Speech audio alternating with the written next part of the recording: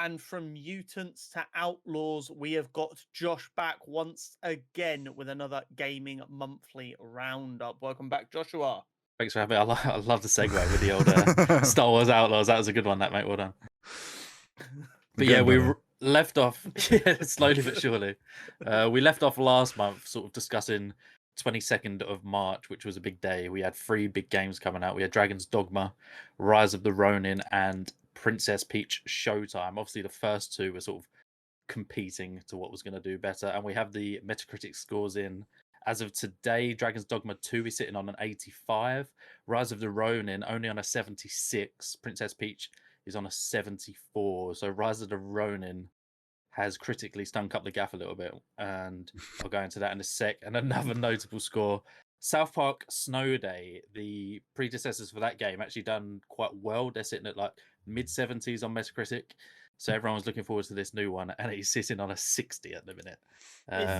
Is South Park the Fractured Butthole not like an all-time classic? Yeah, so that's one of the higher scoring ones. I think that was the second one. Stick of Truth was the first one, I think, unless I've got that the wrong way around. No, Stick of Truth was really the first one. They're like turn-based sort of story games, but this one, it's just been littered with bugs and stuff, and it's 60. It's currently sitting at. You truly hate to see it. You do, yeah. But Rise of the Ronin is a weird one for me because I was really looking forward to it. I think, Horry, you mentioned that you was sort of like the look, like the art style. Yeah, and stuff like I've seen stuff about it. It was like sort of like the samurai type one, and again, it just everyone's saying it felt like a PS3 game, which in this not ideal. Era, yeah, this nowadays. I think the game looked nice, but then certain parts of the map just were so barren and bare that that is my biggest anger with open world games. I'd much rather have a really small, dense map than just like this it's Ubisoft. Ubisoft are the worst for it. Here is the biggest map ever in a video game. There is nothing in it other than one city. Assassin's Creed. Yeah, it's constant. Yeah. So that's a shame. 76 isn't horrendous though. It definitely means it's... No, it's definitely not ideal, but I think it was trying to compete with Dragon's Dogma, which is sitting at an 85, and I think when it first dropped, it was at like 90s. So, which surprises me. But it has gone down, and we'll go on to that controversy. Yeah, towards the end of the episode. Games yet to release. One that I'm really, really excited for: Tales of Kenzera. I don't know if either of you. It was on like an Xbox showcase. Last year, I want to say maybe. It's a 2D action platformer similar to Prince of Persia, which came out earlier this year. Great art style, color schemes proper vibrant. It looks really good. It's multi-platform, so you'll both be able to play it. And anyone with a PlayStation, it is coming to PS Extra on day 1. So that is one I 100% recommend checking out. And then one that I reckon both of you have seen, Stellar Blade will be dropping on April 26th, PS5 only. All I've seen from this is the Twitter echo chamber of people going, ha, ha, ha, pretty lady. It took me a solid 3 days before I realized what game it was that these screenshots were coming from. So yeah, I have seen it, but I know very little about it. So it was announced a few years ago now. Blimey, I remember watching the showcase it was at. It was called Project Eve at the time. It's like an action hack and slash. It looks really good. PS5 only, Horry. I'm sorry. You unfortunately won't be able to play. It's fine. PC Master Race. But like you say, Gon, it is very. I don't know what the. Yeah, essentially, yeah. The main character is provocative. A very aesthetically pleasing. It's provocative. It gets people going. And yeah, it's drawing a lot of attention at the minute simply because of that reason, which isn't the most ideal, but I suppose publicity. Yeah, but you've had games like Bayonetta and stuff that have done the same thing. So yeah. And they were great games. So yeah, well, this is going to do review really well critically, I'd imagine. So anything that's just on PS5 tends to do well critically. Rightly or wrongly, a number of high-profile critics have a bit of a soft spot for PS5 exclusives. You're saying there's bias, biasism. Yes, there's massive bias. And as a result, I think they always end up between like 5 to 10 points higher than they should be as a general rule of thumb.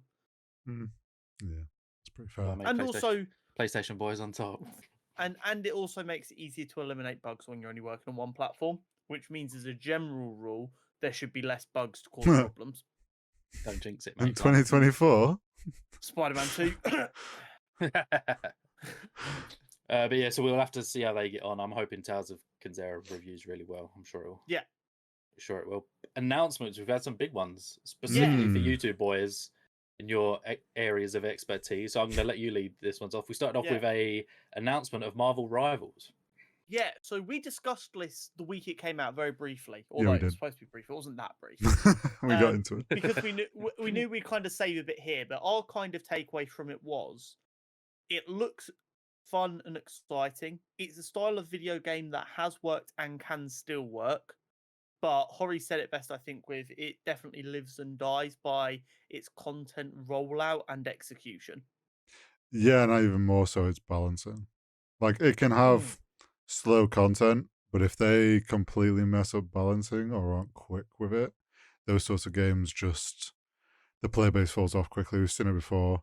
I mean, we've seen it with Overwatch. Like, Overwatch 2 as well. Everyone fell off quickly. What I will say is IP characters to the level of Marvel have a much better ability to hold player interest. Especially when they're not launching with hundreds of Marvel heroes. They're launching with 12 in the alpha, 18 full launch. There's like no real like tier 1 fan favorite X-Men in that first launch. We're not getting Wolverine. I don't think Cyclops is in the initial launch. Gambit's not in the initial launch. Like, there's a lot of really fun characters. Yeah, there's a lot of really fun characters just from the X-Men, forgetting everywhere else you can get characters from, who, if they've released a good patch that's made stuff more balanced, they can just use a new character to bring loads of people back. Well, yeah, I imagine they'll do sort of what happens with most of these games, is they get the base balance right, they bring in a new character who's broken for 2 weeks and then gets nerfed down and repeat the process, and that keeps players coming. I will say, while I'm tentative on if this succeeds, out of all the recent Marvel franchise games, this is the first one that I'm actually like, that actually looks like it would be fun to play and actually has intrigued me enough and has, I think, the best potential to succeed and have longevity compared to some of the other ones we've had. All I'm saying is, although I don't know how it would work with like the big corporate powerhouses involved, a main stage in London where you've got some pimply 15-year-old who's maining Captain America to win the World Series would just be fucking hilarious. Could you imagine as well, like with a crossover and pay? Imagine you get RDJ to come down and present the first ever world trophy for something like this. That'd be crazy. Do you just call the league the Secret Wars? Oh, League? I don't disagree. You could have so much fun with it, and you could. The natural content machine that is Marvel allows for there to always be fun events going on, tying in with new comics, new TV shows, new films, whatever the fuck you want. Really interesting, and I hope they don't fluff it. I think, like you say, it's such a big IP. It's got so much potential. It's just whether they can capitalize on it. Obviously, absolutely. Marvel's Avengers on PS4, absolutely arse. Didn't review well. It's got a cult fan base, but as a Marvel property, you got to be more than that. You can't. I bought the premium edition of that. I've never been more disappointed in a purchase in my entire life. I was heartbroken at how horrific that game was. You can't even buy it anymore. So it just shows, just because it's Marvel doesn't mean it's going to be good. No, that's the thing. That was Marvel and Square Enix as well at the top, and that was before like Square Enix have tapered off a little bit now. But at that time, they were still like a powerhouse. That game was actually the beginning of their downfall. But this one we are looking forward to. I believe the alpha's in May. Con, you've already signed up, haven't you? I still haven't got around to it. I have already signed up. I think I did. I don't know. And they have confirmed that the actual game will be free to play. Yes. So the screenshot they showed a season pass tab. So I imagine, just like all current games, it'll be free to play with season pass and probably cosmetics. Which I think is the best way to do it. Yeah. As long as it's not pay to win and it is purely cosmetic, I don't have a problem with it. And they can have a lot of fun with the especially in a cosmetics. free-to-play game. Yep. I have issue with like £10 battle passes every 2 months in a game that's £70 base. Call of Duty. Or things like single player games that monetize every single part of it. We'll be going on to that one. But yeah, in a free-to-play game, I mean, me and Hori have discussed this, Paul, when we've been playing games. When you get a free-to-play game, once I've put like 20 hours into it, I'm like, fuck it, I'll pay £10 for a battle pass, because guess what? I've not paid a penny so far, and in my head, a game costs £60. So I mean, it's good logic. I mean, we're all suckers for it on games that we play together. So we are dreadful for it. The other one that I know we've all been very excited about for a long time that we finally got a trailer for, Star Wars Outlaws. Talk to me about it, Josh. Well, I don't know about you, but I'm very much looking forward to it. Releasing. So what day is it today? Thursday. I believe the trailer dropped on Tuesday. We got a 1.5-minute trailer. Yeah. My only concern is Ubisoft.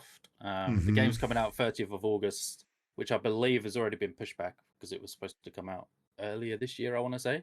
I'm optimistic. Knowing it's Ubisoft is the only thing that puts me off.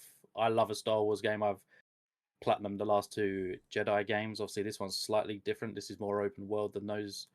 What are your thoughts as the Star Wars geniuses? I was very excited when they announced a Star Wars open world sort of game. And then it was Ubisoft, and that excitement went away. And then they showed the trailer, and I was like, this is cool. And then I saw the pre-order prices, and my excitement went away again. One of my favorite games of all time is the original Watch Dogs on Xbox 360. Good game. And just because of that game, I always give Ubisoft a little bit more leash than they probably deserve. Because in the back of my head, I'm always like, what if they do it again, though? What if they cook? Star Wars is always a fun universe to get to play around in. It's fun that we get not one where they're trying to worry so much about, oh, how do we get the Force to play in this game, and how do we make lightsaber mechanics work? And they get to just have us have a little bit of fun in the Star Wars universe without having to worry about that stuff as much. I'm gonna buy it. I'm just I'm gonna hate myself for it if it ends up not being that good, but I'm gonna spend the 60 quid on it, 70 quid on it, whichever one I end up buying. I'll probably cave and buy the middle tier one that gives you 3 days early access. That's a 95 quid. Is that 195 quid? Okay, Yeah. maybe not. I We'll would see how not the be there. mortgage is doing. I would not be there. Plus the day one patch. Yeah. Yeah, it's one of those, like, I love Star Wars, and it's potentially could be a lot of fun, but I've been burnt too many times by Ubisoft that to pay 60 quid for a base game, or like I say, paying £95 to get 3 days early access and the season pass. Also, why there's a season pass is questionable when it's meant to be like a single player game. It's just, I don't agree with this idea that the prices of games now should be getting up to like 95 quid. They've stopped creeping up, and now they're running up, and it's only going to get worse. Because here's the thing, I personally have no problem paying £100 for GTA 6. Same. But that's GTA 6. Unless you're releasing a game that I want as much as GTA 6, lower your fucking price. And the only potential good thing is, by prices creeping up so high, more people are going to try indie games and smaller games that are £10, £12, normally mean games, but you'll find the odd gem, and I think it could cause a great power shift in the game. Well, yeah, that's what I was going to say. Like, in this day and age where we've played recently several games under 40 quid, some even like are only 18 or whatever, and they've been way more fun than anything AAA studios have been putting out. It's like, well, why would I go spend 60 quid for a game that might not be great? I think the difference is, obviously, some of the games we enjoy, they're fun because of what they are, the type of game they are. When you get in a AAA, I think with how strong the tech is getting and the increase in fidelity and everything like that, I just think it is understandable that they're having to raise the price to. Obviously, they've got to put money in to make such a good product. Obviously, we don't want that as a consumer, but it's something they might have to do. I agree, 95 for just a pre-order is taking the piss a little bit. I think that should definitely, all games at the current moment should be 60, 70. I certainly wouldn't pay any more than that myself personally, but At the end of the day, I would rather game development follow the kind of the law of memory, if you will. Hard drives, they were difficult to make. They didn't hold that much. When there was a big one, it was quite expensive. Then they found a way to make it smaller, faster, more efficient, and they could make it cheaper. So the price of that comes down, and then they release the next upgrade version. That's how it worked with game development. 360 games were like 30, 40 quid. Xbox One, PS4 games got up to 50 quid. This generation is up at 60. I don't mind generational little increments, but now inside the same generation, we've seen AAA games go from 65 to I remember pushing when 80. Xbox was like 40 quid. Yeah.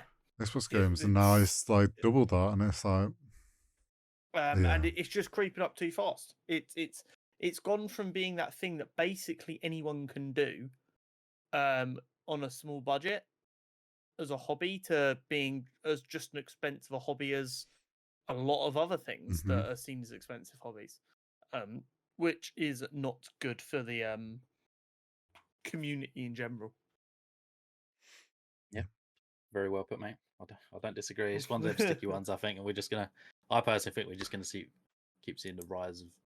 Josh really just hit us with it's a sticky one still. It fully is a sticky one still, and I think if anything, play out, and I think we're just gonna see a rise of indie studios. Like Absolutely. indie studios are I'm not producing against that at all. better games and for half the price and having huge success. There's going to be more devs that go, oh, I could leave this Ubisoft studio with 5 others, go make an indie game, and we make like 6 times our income. So you're going to see a lot more people trying to make Celeste rather than the next Call of Duty. And that's not a bad thing.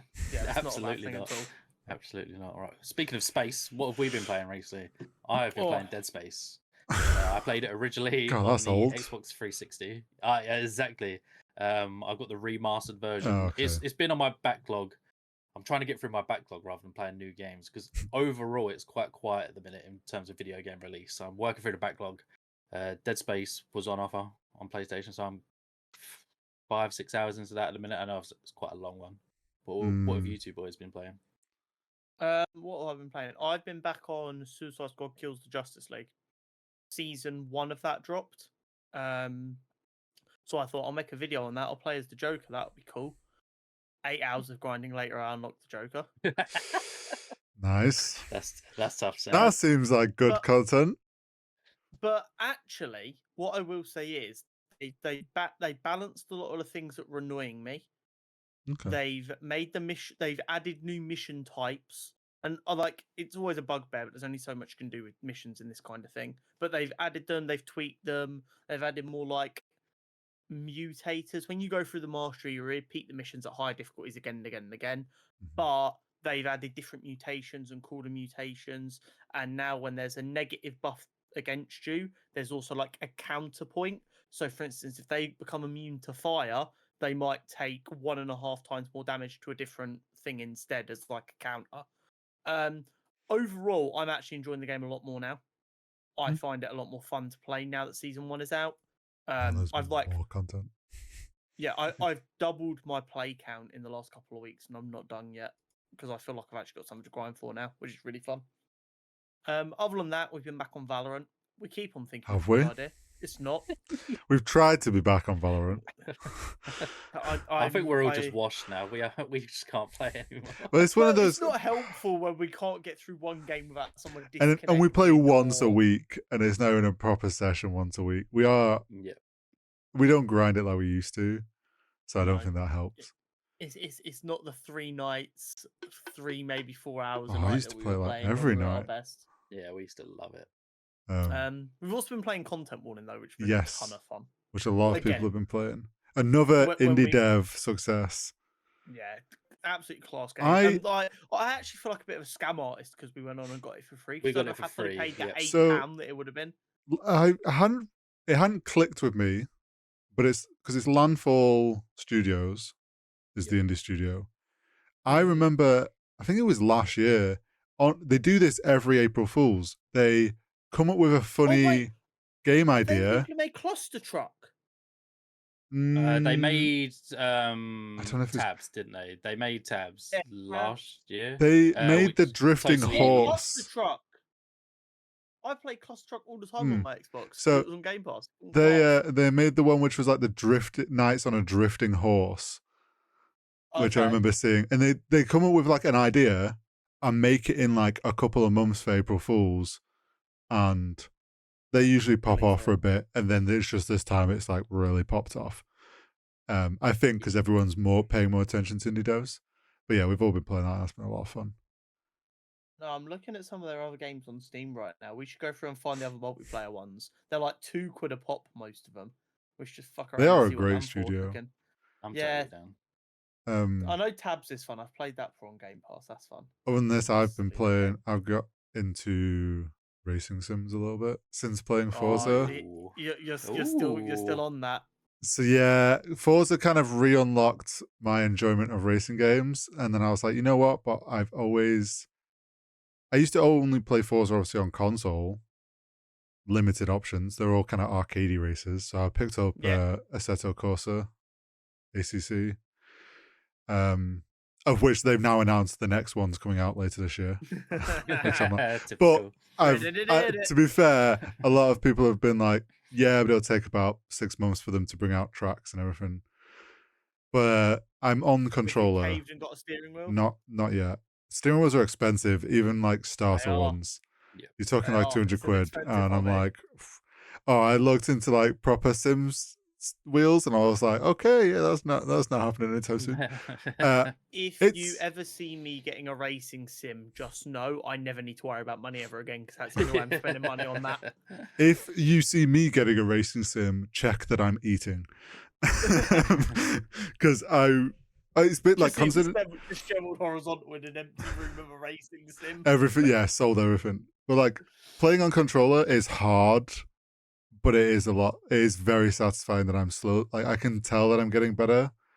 But yeah, trying to do races on controller, because as someone who hasn't really used a controller for like intensively for like many years, doing like a 40-minute race, my hand aches afterwards. It's not good. But it's a lot of fun. Oh. Is there any microtransactions in that, Hori? No. No. Well, they do DLC, which is like more cars or more tracks. Like they brought out the Nürburgring literally this last week, so I bought that for like 10 quid. So £10 for a track? It's, to be fair. My brother in Christ. That's an entire Fortnite battle pass. Yeah, and I get way more enjoyment out of a Nürburgring track than I would a battle pass. Those battle passes are padded with just rubbish. But should they be in single player games? This is a question Josh has posed to us. This is. I'm okay with cosmetic microtransactions in like a single player game. Like I get that. As long as there is also ones you can unlock, because I do miss when games had like the original Halo, like Halo 3, there was all the different armor sets you could unlock just by doing certain things and like completing on legendary and different things. If it's got some of that, but then it's like, oh yeah, this really like this cool looking, like very themed set is a purchasable thing, I'm fine with. When you start taking every mechanic of the game and monetizing it, this is a slippery slope that we shouldn't be heading down. So I have a very I think it's a bit controversial take on this. If you design a game a certain way with mechanics in mind, and you decide when the player is realistically going to be able to unlock them mechanics and how much grinding is needed, whatever, I don't mind you also charging to just get to that part of the games quicker in a single player game. As long as you don't make the grinding more difficult to try and bait the player into buying it. So if they go, oh, you can unlock this teleportation system once you get to level 10, that should take you about 5 hours. But you can just spend £1 up front and just have it from whenever you want it. I have no issue with that. But if when they make the decision to charge £1 for the system, they then tweak it slightly so the grinding now takes 10 hours instead of 5, that's when it will annoy me. That's At the end of the totally day, it's a valid. single player game. It's not going to fuck over anyone on my server or anything. If I want to spend 200 quid on a game that I'm fucking love and just go into just playing and playing because I don't like grinding. Fortunately, I do like grinding, so that's not a problem. But I don't care. Just don't make the game experience worse to try and get me to buy your microtransactions. I think that's a very good way of putting it. And the reason I proposed this question, obviously, there's been a lot of drama recently and it's one of the reasons why the scoring for Dragon's Dogma 2 has dropped.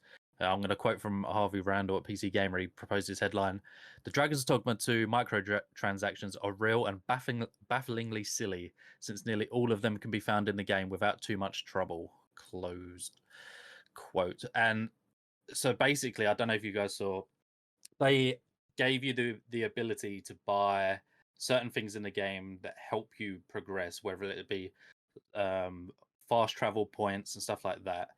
They later explained, after all the drama, that everything you can buy is what came with the pre-order edition.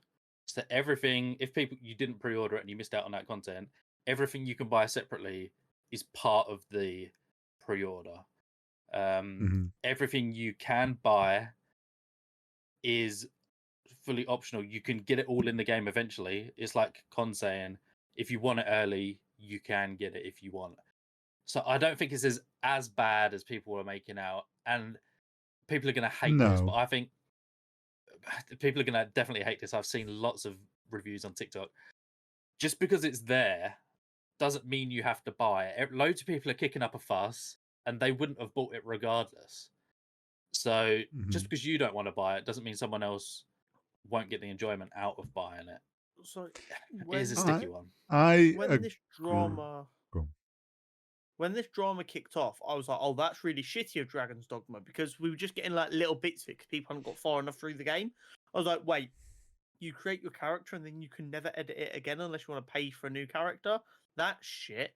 Oh, you can only fast travel if you pay for it? That's shit. And then people got further in the game. It's like, oh no, once you get to this village, you can unlock it. I'm like, okay, so who cares then? Yeah, there was a lot of jumping the gun with this one. Yeah, once they were like, oh no, you can unlock everything, and we decided what we were selling as an early access once the game was done, I literally didn't care. Yeah, it's silly microtransactions. Why would you want to spend the £3 or whatever it is to unlock fast travel earlier? Just wait until you get there in the game. But some people might want to. You never know. There might be someone who's like a single dad of 4 kids or whatever who loves the Dragon Dogma games, and he's like, fuck it, I have enough money that I can buy these things and just play the game without having to wait. I don't have the time to sit there and grind the whole game. And that's okay. As long as the people who don't want to spend that extra money can get them easily enough anyway. I agree that if it's there doesn't mean you have to buy it. I will say Dragon Dogmas. No, I would say with Dragon Dogmas 2, their thing with it definitely got blown out of proportion of what actually was going on. What annoys me more with Dragon's Dogma 2 in particular is there's you can earn all these things in game. There's weird things though that changing your character and stuff. The thing that baffles me is you can't restart your game. There is no way to restart a save or make a second save. And in those sorts of games, it only supports one save. Yeah, and you can't restart it. And they're having to add that in a future patch because everyone's kicked up a fuss about it. Okay, so it's not like they're selling save slots. No, but okay, but that's the thing though. They've prioritized all these weird extra microtransaction ways to do things, but then have poor game design elsewhere, which I'm you've got your head focused on the wrong thing. Yeah, My issue with all that's this a big oversight. is it's not necessarily how Dragon Dogma 2's done it. I just think this is a very slippery slope that will lead to, and if people feel like, oh, this is okay and allow it and don't question it, more studios go, oh, we can do it. And before you know it, games like, I don't know, Spider-Man, where there's different characters, oh, you've got to pay to play that character in the campaign. You got to pay, like, before you know it, certain content will be behind a paywall because studios think they can just get away with it. And I think I don't like this precedent that it's going to set. And while I don't think Dragon Dogma 2's done it in a bad, like they've gone to, they're not doing it in a bad way because obviously, like you say, you can earn everything. But I don't think it should be there full stop because it's going to start a slippery slope. Yeah, I totally agree. I think if it hinders game progression, it shouldn't be allowed. If it's cosmetic, like Ubisoft have been doing it for years in the Assassin's Creed games, you can pay for cosmetics and different armor and different stuff, but it is simply cosmetic. It's got no in-game buffs. Like Spider-Man, for example, I can imagine. So, Horry, I don't know if you've played the Spider-Man games. You earn all the suits by fighting crimes and using tokens to unlock them. I can imagine if Insomniac dropped, obviously there is paid DLC, but if they dropped different spider suits that you could buy with money, I reckon a lot of people would buy them as long as they're cosmetic only. And then people will kick off about that, but it's the same again. Just because it's there doesn't mean you need to buy it. It annoyed me because I know for a fact a lot of people kicking up wouldn't have bought it anyway, and they're just moaning because it's. I think the thing as well on this is like, you'll also, like going back to Star Wars Outlaws, you're going to have a studio charges us 95 quid for a game, and then you get in the game and you're like, oh, I can't play like 10% of the content because it's behind a paywall. And we know studios well enough will do this. So I do get the concern. It's completely valid. Just to raise a counterpoint, Josh, how much money have you spent on FIFA points this year? None. No. Bad choice. I swear on my life. I haven't spent any. I have friends that have spent a lot of money. I have an end. See, this example actually counters the point I think you was going to try and make. I have got an end game team in April without spending any FIFA points. I've got friends who obviously have like the best teams possible, and they've spent hundreds. But it's the same again. Just because they're there doesn't mean you need to buy them. My point is more, I have less issue with just silly microtransactions to save time in a single player game, as long as you can still get them naturally, of course, versus the loot box point system that we've got in so many other games, which is essentially gambling. If we're gonna pick a microtransaction style to fight here, and realistically you can only fight one at a time, we need to go after the loot box style mechanics first and get that dealt with, and then we can start looking at what else needs to be addressed. Yeah, loot box is such a controversial one. Obviously, Belgium has you can't buy FIFA points in Belgium on Ultimate Team. You physically can't buy it, and I'm not sure how many other countries do it. So obviously they've taken a step in the right direction. It's just a controversial one because that's it's just where they get all their money. And at the end of the day, these companies are putting microtransactions in the game to help fund future projects, to help get the money back from making that game. So EA need the average FIFA player to spend 70 quid on the game and another 50 quid on FIFA points over the course of the year to sustain their financial model. They are a poorly run business. The thing is, they don't actually bargain on the average, but they bargain on like a small percentage of whales spending ridiculous amounts of money. It's how Riot's done it with cosmetics. And if they need to bank on that, they're a poorly run company. If they get that and they're like, oh, that's fucking great, cool, but them banking on that is what my issue is with. Yeah, it's just such a controversial one. I think moving forward, we are going to see it more, like Horry says. Hopefully, they just balance it in a way where it won't be progression behind paywalls. Cosmetics, I'm very much fine with. I just don't want it to be progression behind a paywall. Yeah, I'd see a world where you're going to get some studio chops up their whole game into microtransactions. and it'll probably then flop, and hopefully that sets a precedent. But they're definitely going to try it. So,